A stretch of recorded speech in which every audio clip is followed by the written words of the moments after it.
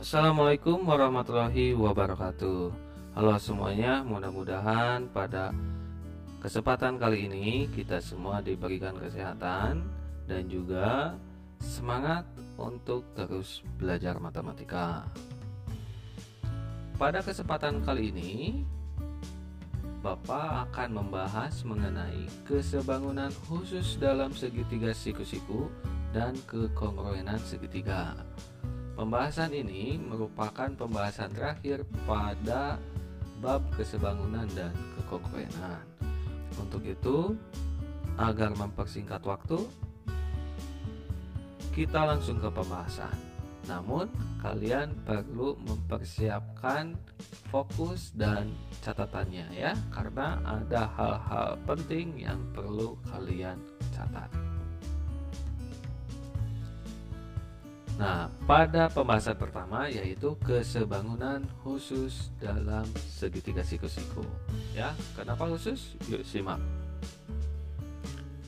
Nah, Bapak tampilkan sebuah segitiga siku-siku ya, yaitu segitiga ABC dengan siku-siku di A. Namun dia diberikan garis AD ya. Sehingga sebuah segitiga siku-siku ini menjadi 3 buah. Oke, tahu dari mana 3 buah? Coba perhatikan. Pertama yaitu yang besarnya terlebih dahulu, yaitu segitiga ABC ya. Nah ini segitiga A, B, C, dia siku-siku di A. Lalu segitiga kedua yaitu segitiga ADC atau ACB ya, ACD, dan siku-siku di D. Berikutnya yang ketiga, nah ini yang kecil, yaitu segitiga A, B, D, dan siku-siku di D. Nah, ketiga siku-siku ini merupakan segitiga-segitiga yang saling sebangun, sehingga bisa kita lihat perbandingannya ya. Pertama yang kita bandingkan yaitu segitiga ABC dan segitiga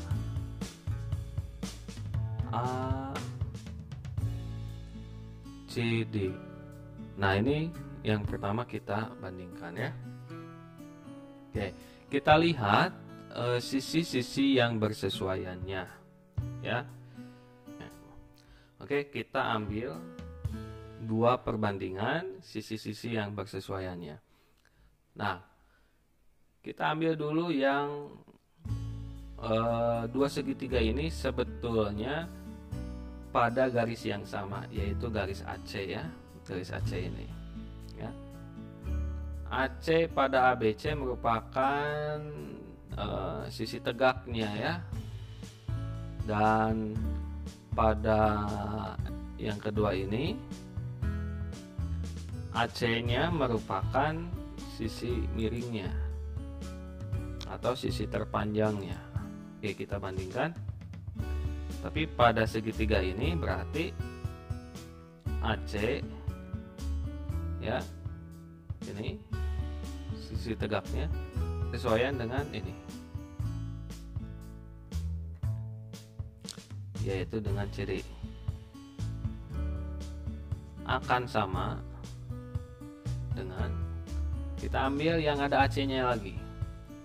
Ini AC, berarti ini adalah sisi terpanjang. Kalau ini kita ambil yang BC, dan ini pun sama sisi terpanjangnya AC. Nah, setelah ini kita sederhanakan. kita kali silang, berarti AC dikali AC jadi AC kuadrat sama dengan BC dikali CD. Nah, ini dia, muncul satu persamaan, gitu ya. Jadi ketika yang dicarinya adalah AC ini, ya, sisi AC kita cari, maka AC-nya dikuadratkan itu sama dengan ini BC atau CB sini dikali dengan CD sini. Sekarang yang kedua. Nah, yang berikutnya kita bandingkan antara segitiga ABC lagi dan segitiga ABD, ya. Kita bandingkan, ya, kita ambil yang sisinya itu merupakan sisi yang sama, yaitu sisi ini nih, AB, ya, sisi AB. Di segitiga ABC ada AB, cuman di sini menjadi alas, ya. Di sini pun sama, karena ini bentuknya dimiringkan posisinya, dia itu menjadi sisi terpanjangnya, ya. Jadi kalau kita bandingkan AB berbanding, nah berarti kita cari yang bersesuaian. Ini ya, AB bersesuaian dengan mana? Dengan BD. Sama dengan, nah kita ambil sisi lainnya, yaitu yang ada AB-nya juga. Nah, berarti nih sisi terpanjangnya yaitu BC. Berarti pada segitiga ABD sisi terpanjangnya adalah AB. Sehingga kita sederhanakan, maka kita kali silang, AB kali AB jadi AB kuadrat sama dengan BC dikali BD. Nah, ini dia persamaan keduanya, ya. Nah, jadi ketika kita mencari panjang AB, kita tinggal kalikan saja BC, ya, lalu dikali BD. AB-nya dikuadratkan seperti itu. Dan yang terakhir, kita akan membandingkan segitiga ACD dan segitiga ABD. Nah, kita tandai terlebih dahulu mana sisi yang sebetulnya dia pada garis yang sama, yaitu ini AD. Nah, posisi pada segitiga ACD, AD itu adalah alasnya, sementara AD pada segitiga ABD yaitu sisi tegaknya, ya, atau tingginya. Oke, kita bandingkan saja. Kita ambil AD, maka kalau dibandingkan untuk sisi bersesuaian, berarti dia ini, ya, alas dengan alas. Nih. Jadi ini yang bersesuaian, AD dengan BD.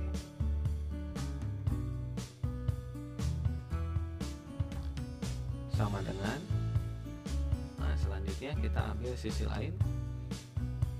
Kita ambil sisi tegak.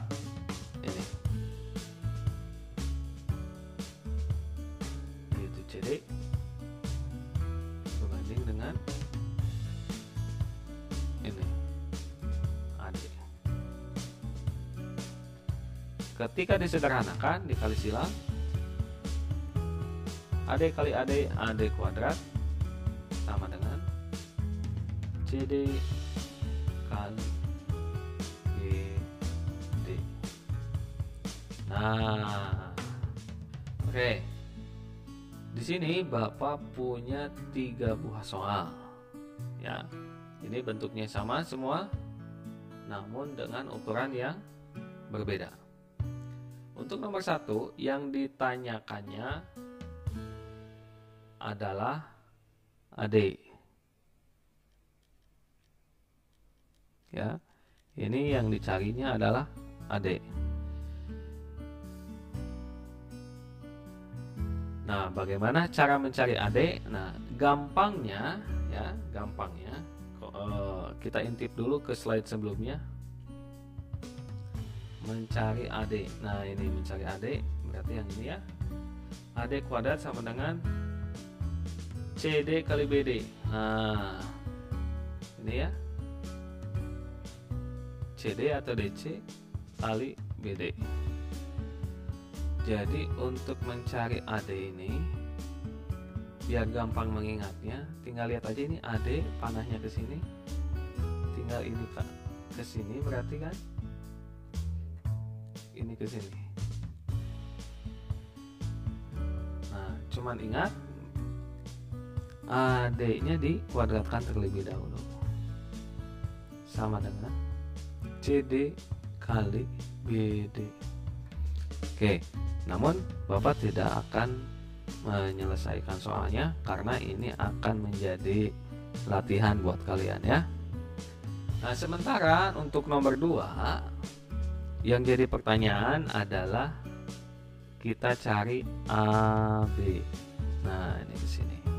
Oke, kita intip dulu. Yang dicari AB ya ini. Nah, AB di sini AB kuadrat sama dengan BC kali BD. BC sini kali BD. Oke, kita kembali. Nah, berarti gampangnya yaitu AB. Nah, panahnya ke sini. BC ini sini. Lalu BD. AB kuadrat sama dengan BC kali BD. Dan ini pun sama, tidak akan Bapak selesaikan. Ini akan Bapak berikan untuk kalian melatihnya sendiri ya. Silakan dijawab nomor 1 dan 2 ini. Selanjutnya nomor 3. Berarti ini yang akan dicari adalah AC. Ini yang akan dicari. Kita intip lagi bagaimana cara mencari AC. Berarti BC kali CD. BC ya kali CD. Kita panahnya ke sini. Atau CB kali CD gitu. Jadi gampangnya ini ke sini ya. AC kuadrat sama dengan BC atau CB dikali ini CD. Nah, cuman untuk yang ini Bapak berikan contoh bagaimana menghitungnya. Untuk AC kuadrat, kita tulis lagi AC kuadrat sama dengan BC berapa? BC nya ini berarti 6 ditambah 2 itu 8 ya. Hati-hati karena BC itu dari sini ke sini, berarti di sini BD nya 2, DC nya 6, berarti dia 8 dikali CD nya adalah 6. AC kuadrat sama dengan 8 kali 6 yaitu 48. AC, nah ini dia diakarkan 48, diakar 48. Kenapa akar? Karena di sininya pangkat. Ketika kita pindah ruaskan dia menjadi akar. Akar 48 berapa? Nah, untuk motret seperti ini sudah dibahas di materi bentuk pangkat dan akar ya. Bapak akan ingatkan lagi. Nah, kalau misalkan angka-angkanya bentuk akar, misalkan 9 itu mudah ya. 3 hasilnya 16 itu 4, 25 itu 5. Sementara kalau 48 tidak ada akar yang langsung, sehingga kita kontrak terlebih dahulu. 48 kita coba bagi 2, dia hasilnya 24. Apakah 24 bisa langsung diakarin? Belum. Kita coba 48 bagi 3, dia hasilnya 16. Nah, apakah 16 bisa? Nah, 16 itu ada hasil akarnya. Oke, sehingga AC sama dengan akar 48 terus lagi sama dengan akar 16 dikali 3. Oke, ini dipisahkan terlebih dahulu ya, sehingga 16 bisa kita akarkan, yaitu hasilnya 4 dan 3 menjadi sisanya akar 3. Nah, gitu. Jadi panjang AC adalah 4 akar 3. Nah, ini jawabannya. Nah, ini Bapak contohkan untuk nomor 3-nya. Nomor 1 dan 2 silakan kalian coba sendiri. Dan garis-garis ini garis-garis bantu untuk mempermudah mengingatkan rumus-rumus dari kesebangunan khusus segitiga siku-siku. Ya, selanjutnya yang akan dibahas yaitu mengenai kekongruenan segitiga. Ya, kalian sudah memahami bedanya kesebangunan dan kekongruenan pada video-video sebelumnya.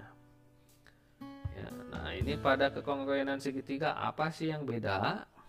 Kita lihat, segitiga yang mempunyai bentuk dan ukuran yang sama disebut segitiga yang kongruen atau sama dan sebangun. Seperti ini. Nah, seperti duplikat ya, seperti di fotokopi itu tidak ada bedanya. Ya sama ya, jadi segitiga KLM itu kongruen dengan segitiga OPQ, karena Bapak ulangi lagi agar terlihat. Nah, dia itu merupakan segitiga yang sama. Selanjutnya, dua buah segitiga dikatakan kongruen jika dan hanya jika memenuhi sifat-sifat berikut, yaitu sisi-sisi yang bersesuaian sama panjang. Mana sih sisi-sisi yang bersesuaian?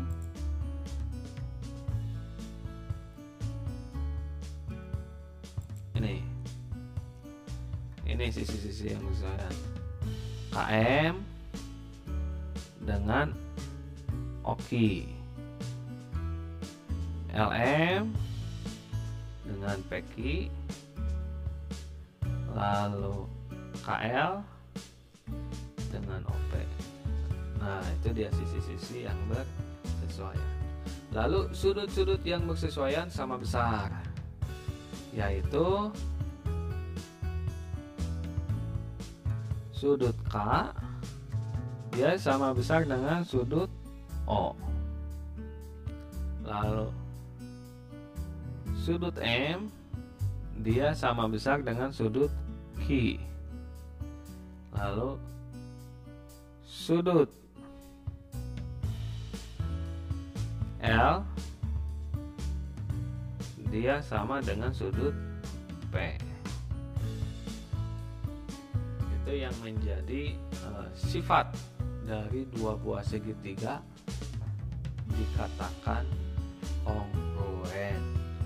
Nah, selanjutnya yaitu mengenai syarat dua segitiga kongruen. Jadi ada syaratnya ya, kalau kita ingin membuktikan dua buah segitiga itu kongruen atau tidak. Pertama, ketiga pasang sisi-sisi yang bersesuaian sama panjang. Nah, mana berarti ini dia harus sama panjang ya, sisi-sisi.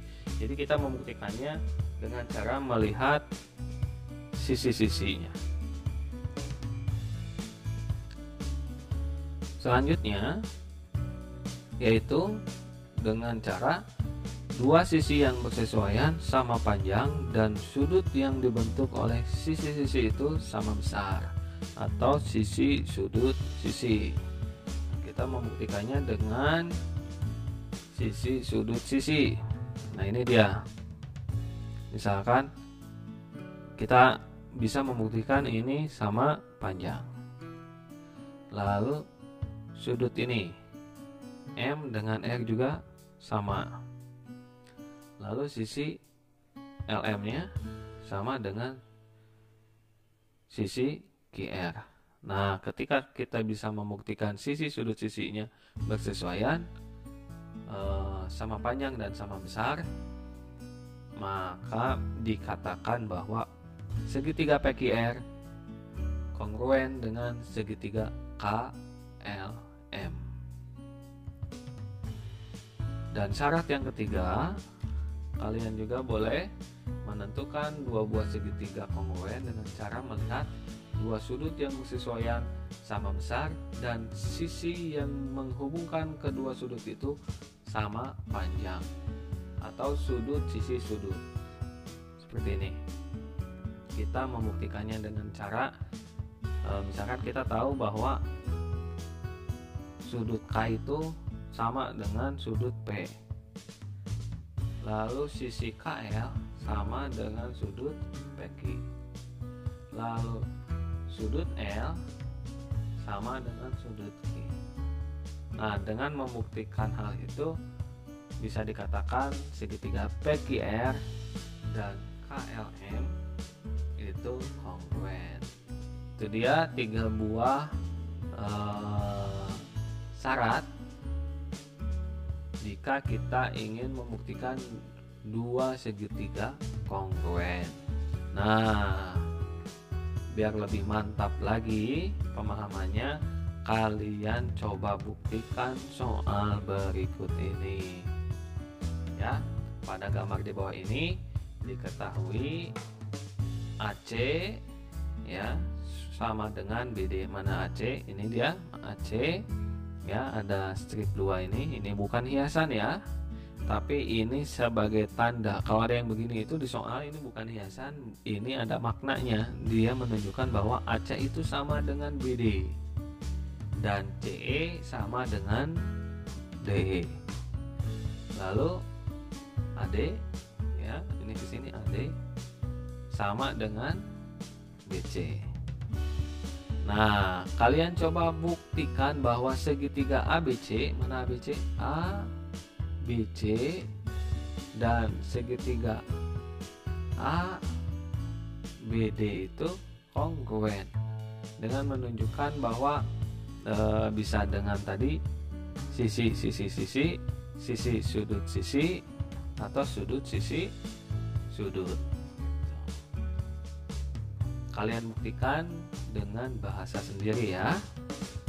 Lalu yang kedua, dapatkah kamu menyebutkan pasangan segitiga lain yang kongruen? Jadi kalian harus mencari dari gambar ini ya. Ini terlihat suatu bentuk bangun datar. Nah, apakah kalian menemukan segitiga-segitiga yang lain? Dan kalian sebutkan pasangan-pasangan segitiga yang saling kongruen lainnya ya. Tuh, ada banyak. Nah, itu saja pada video kali ini yang bisa Bapak bahas. Mudah-mudahan bisa kalian pahami dan kalian kerjakan latihannya. Wassalamualaikum warahmatullahi wabarakatuh.